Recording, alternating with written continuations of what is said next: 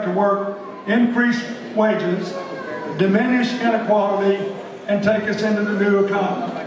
She got the best chance of anybody by a light year. And Hillary ran, this time in the New York primary, you know, both her opponents, she had New York roots. He grew up there, and she ran, and she tried to win in Brooklyn, had these vast rallies. She still won 6-4.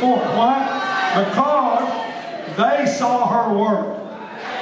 They didn't have to listen to a negative ad. They didn't have to listen to a positive ad.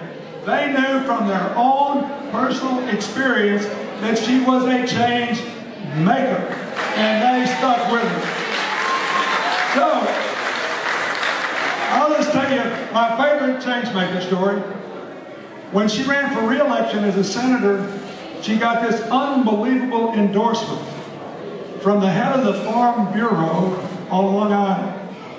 Now, I don't know about Indiana, but there are no big corporate farms in New York. They're all family farms.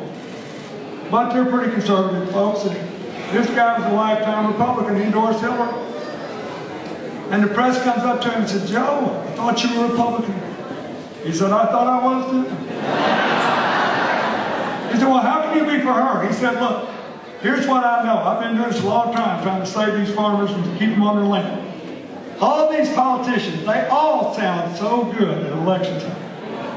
He said, "All I know is that she is the only person we ever sent to Washington who ever actually did anything to help our farmers stay on the land." So I found out half young African-American teenage boys were being kept in prison 4 years with adults and ruining their lives. And the report that they filed helped to change the juvenile justice system and give kids a better chance. She got 78% of the vote in Alabama, winning, by the way, all racial groups, because when she got out of law school, Alabama was trying to keep illegal, unconstitutional, segregated schools alive under the guise of being private academies, claiming if you were old enough, you helped pay for them because they illegally were claiming tax credits. But nobody had ever proved it. So here's my girlfriend then. All right, 43 years ago, goes to Alabama alone, walks in one of these academies, and says, "You know, my husband just got a job here in town, and I'm really looking for the right kind of school for my little boy. So talk to me about the school." So they make a lot of fun. In fact, she said, "Look, let's cut to the chase. Yes or no? If I put my son here, will it be in an all-white school?" The guy said, "Absolutely." She had him, and he lost his tax credit. And all those schools lost their tax credit. And it changed all across the town, because she always makes something good happen. So, I'm just telling you, you need a change maker, not just a change talker. And you got to know when to stand your ground and when to find common ground. The last point I want to make is there's a stand your ground point on this appointment to the Supreme Court. President Obama should get a hearing for Judge Garland.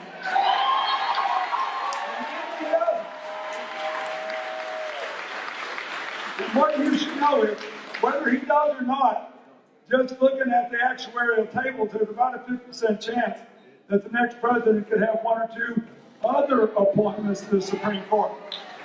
And you've got to stand the ground before you can have common ground.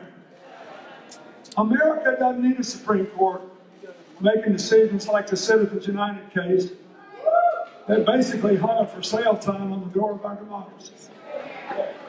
We need a Supreme Court that will expand voting rights, not contract rights.